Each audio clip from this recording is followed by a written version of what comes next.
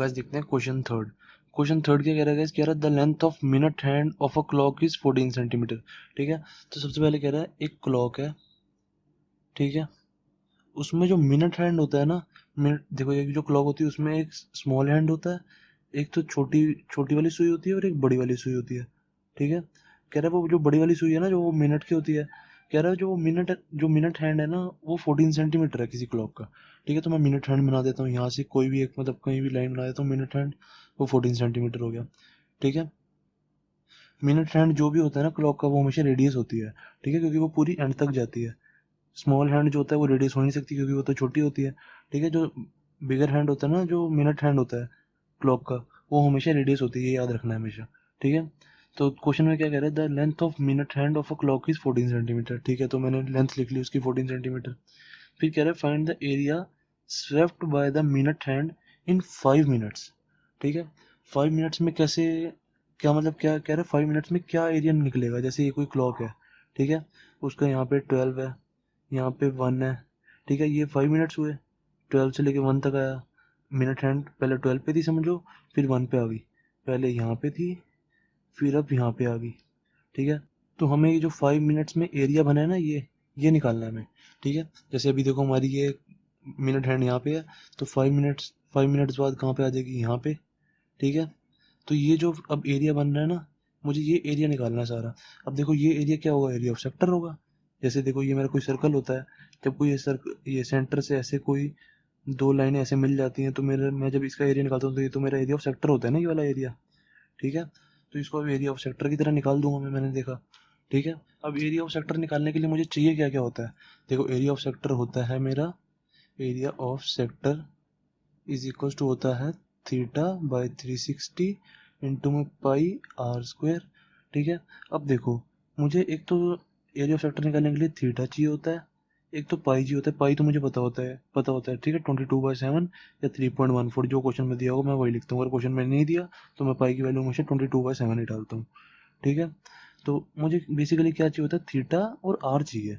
मैंने कहा ना इसमें थीटा दिया हुआ है, ठीक है, मैंने कहा आर पर दिया हुआ है, क्योंकि हमारी एक जो मिनट हैंड की जो लेंथ है ना मेरी, वो दी हुई है, तो मतलब आर तो हमारी 14 सेंटीमीटर हो गई। ठीक है, मैंने कहा आर तो आ गया। मैंने कहा थीटा किसी तरह निकालो, तो वो कैसे निकलेगा। अब गैस क्लॉक हैंड जो जितनी भी क्लॉक्स होती है ना, उसमें जितने भी 5 मिनट बाद एंगल बन रहे होते हैं, वो हमेशा 30 डिग्री एंगल्स बनते हैं। ठीक है, मैं आपको बताता हूँ कैसे बनते हैं। देखो जैसे ये कोई क्लॉक है मेरी, ठीक है, ये 12, ये 1, ये 2, ये 3, ये 4, ऐसे ये पूरी क्लॉक है। ठीक है, ये सारी क्लॉक है। अब जितने भी ये देखो, ये टोटल 12 है, 1 से लेके 1 2 3 4 5 6, ऐसे 5 6 7 8 9 10 11 12 है ना टोटल ये। तो मतलब ये 12 ब्लैंक्स हैं। ठीक है, 12 मतलब डिस्टेंस मान लो, 12 डिस्टेंस है या 12 ब्लैंक्स मान लो।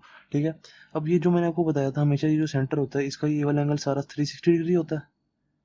ठीक है, ये सारा एंगल 360 डिग्री होता है। अब इसको 360 डिग्री को 12 से डिवाइड करना पड़ेगा मुझे। देखो एक ये सेक्टर बन रहा है, ठीक है, एक ये सेक्टर बन रहा है, एक ये बन रहा है, एक ये बन रहा है, एक ये बन रहा है, टोटल ऐसे 12 सेक्टर बनेंगे।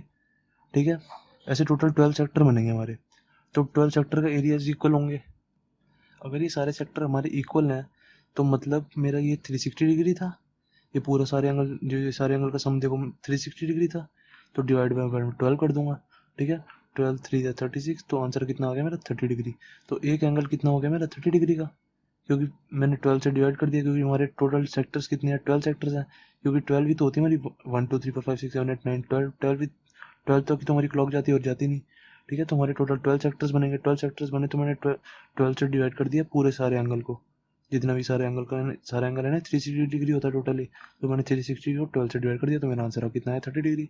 तो मेरा 5 मिनट में कितना एंगल बनेगा, हमेशा मेरा 5 मिनट्स में मेरा हमेशा 30 डिग्री एंगल बनेगा। ठीक है, अगर 10 मिनट्स किया था तो मैं 30 + 30 60 डिग्री कर देता। ठीक है, तो हमेशा ये याद रखना, बस मैंने आपको समझाने के लिए बताया ये। ठीक है, ये पेपर में नहीं करना, सीधा हमें पेपर में हमने थीटा एंगल लिखना 30 डिग्री, क्योंकि 5 मिनट में हमें याद होना चाहिए कि 5 मिनट में हमारा क्लॉक का कितना एंगल बनता है, 30 डिग्री। ठीक है, मैंने आपको बता दिया कैसे बनता है। ठीक है, अब हम एरिया ऑफ सेक्टर निकाल लेंगे। तो एरिया ऑफ सेक्टर क्या आएगा, area of sector is equals to theta, theta कितना मेरा 30 डिग्री, बाई 360 इंटू में पाई, पाई की वैल्यू क्वेश्चन में नहीं दी हुई ना, क्वेश्चन में पाई की वैल्यू नहीं दी हुई तो मैं 22/7 लिखूंगा, ठीक है। इनटू में आर का स्क्वायर, आर कितनी है मेरी 14 सेंटीमीटर, ठीक है। तो 14 का स्क्वायर की जगह मैं ऐसे 14 इंटू 14 लिख देता हूँ, ठीक है। तो अब इसको मैं काट दूंगा, 0 से 0 गया, 3 12 जा, ठीक है। और कुछ कट रहा है, हाँ ये कट रहा है, 7 2 जा 14, और कुछ कट रहा है तो देखो 2 6 जा 2 11 जा, ठीक है। 2 3 जा 2 7 जा, तो कितना आ गया ये हमारा, is equals to 11 into 2 into 7 divide by 3, तो ये कितना आ जाएगा हमारा, ये आ जाएगा हमारा 154/3 सेंटीमीटर स्क्वायर। देखो 11 इंटू 2 22, 22 इंटू 7 करेंगे तो 154 होता है, ठीक है। 154 डिवाइड बाई 3 सेंटीमीटर स्क्वायर हमारा आंसर, ठीक है। दैट्स इट, क्वेश्चन खत्म। बस ये मैंने आपको समझाने के लिए बताया कि 30 डिग्री एंगल कैसे आता है, ये आपको पेपर में नहीं लिखना, ठीक है। आपको पेपर में सीधा थीटा की जगह 30 डिग्री एंगल लिखना है, ठीक है। क्योंकि हमें पता होना चाहिए, हमें बिल्कुल ये याद रखना है हमेशा कि पेपर में क्वेश्चन बहुत बार आता है कि 5 मिनट का एंगल हमेशा 30 डिग्री है, ये हमेशा याद रखना, ठीक है। क्लॉक में 5 मिनट्स का एंगल 30 डिग्री होता है।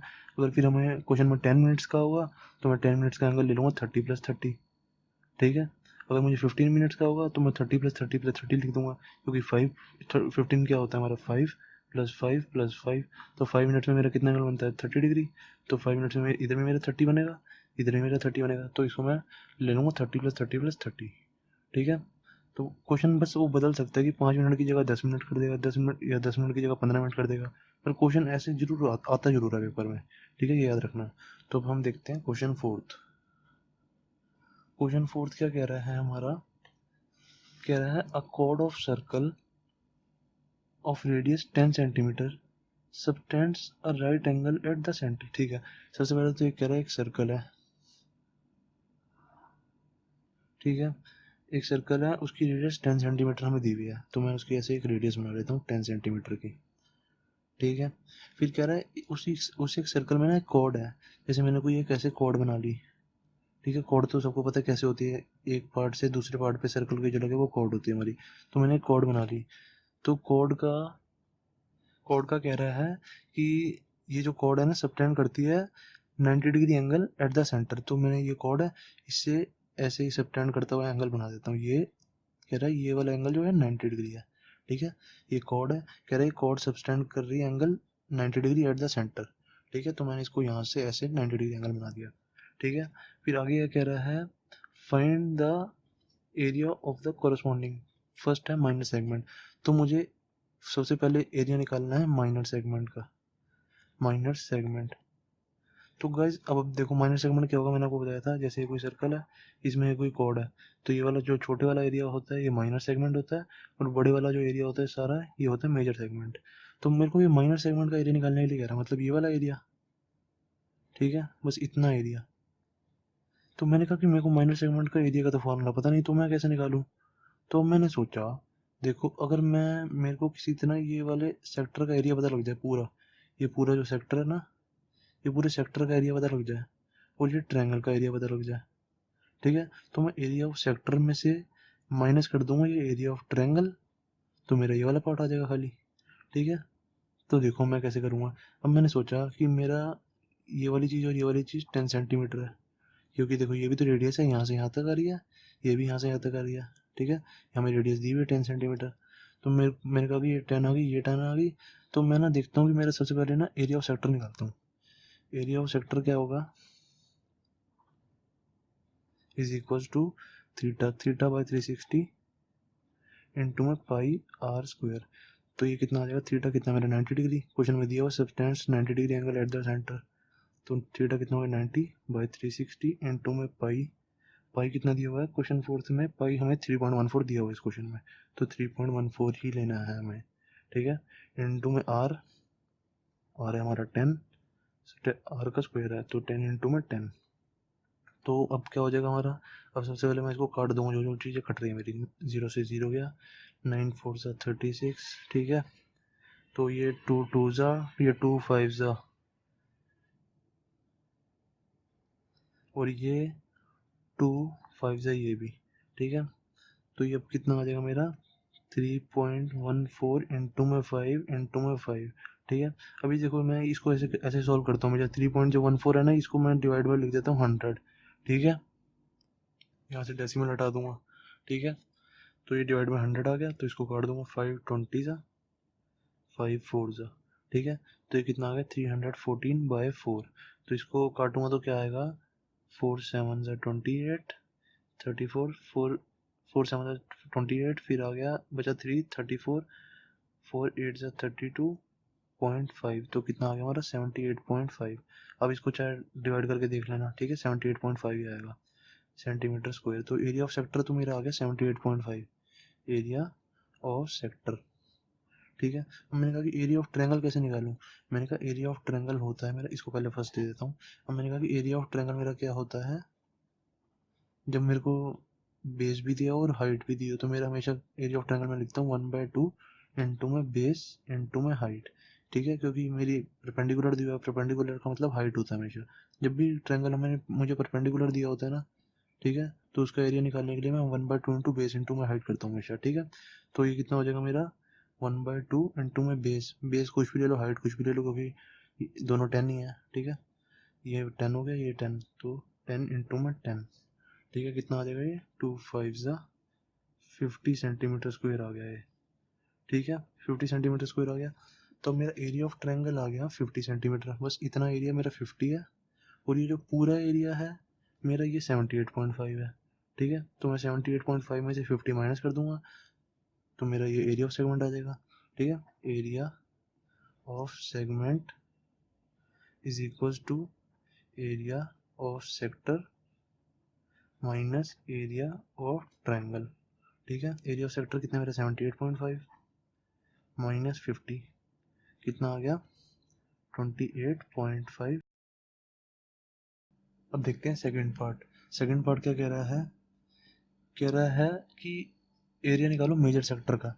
अब देखो उसमें मेजर सेक्टर क्या होता है, मैंने आपको बताया था कि जब ऐसे कोई सर्कल हो, तो ये वाला पार्ट जो होता है ये हमारा माइनर सेक्टर होता है, और ये जो बड़ा वाला होता है ये मेजर सेक्टर होता है। ठीक है, तो एरिया ऑफ मेजर सेक्टर क्या होगा, वही हमारा same area of major sector is equal to theta by 360 into में पाई आर स्क्वायर, वही सेम होता है हमारा। बस इसमें हमारा थीटा का पंगा पड़ता है कि थीटा देखो, अब मैं माइनर सेक्टर लिया था मैंने, यहाँ पे देखो ये मैंने माइनर सेक्टर का एरिया निकाला ना, ये वाला एरिया ऑफ सेक्टर, तो इसमें मैंने थीटा ये वाला लिया था 90 डिग्री। ठीक है, 90 डिग्री लिया था मैंने ये वाला थीटा। ठीक है, तो अब मुझे ना ये बड़े वाले सेक्टर का एरिया निकालना पूरा, ये पूरे पूरे सेक्टर का एरिया निकालना है ऐसे। अब मुझे ये वाला थीटा चाहिए होगा, यहाँ से लेके पूरा यहाँ तक। ठीक है, पहले मैंने छोटे वाले सेक्टर का निकाला था तो उसका एंगल ये था, अब बड़े वाले सेक्टर का निकाल रहा हूँ तो उसका एंगल लूंगा ना ये वाला। ठीक है, तो इसका ये वाला एंगल क्या होगा, इसका ये वाला एंगल होगा, जब मैंने आपको बताया था ये पूरा एंगल जो होता है 360 होता है। अब ये और ये वाला एंगल 90 डिग्री दिया हुआ है। ठीक है, तो 360 में से 90 कर देंगे, 360 में से माइनस कर देंगे 90, तो आ जाएगा हमारा 270। ठीक है, तो ये वाला एंगल कितना हुआ हमारा 270 डिग्री। ठीक है, 270 डिग्री एंगल हुआ, क्योंकि ये पूरा एंगल 360 डिग्री है, उसमें से मैंने 90 डिग्री माइनस कर दिया, तो ये वाला बच गया, तो ये 270 डिग्री आ गया मेरा थीटा।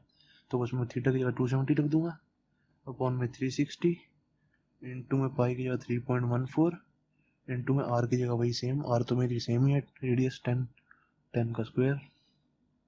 ठीक है, 10 इंटू में 10।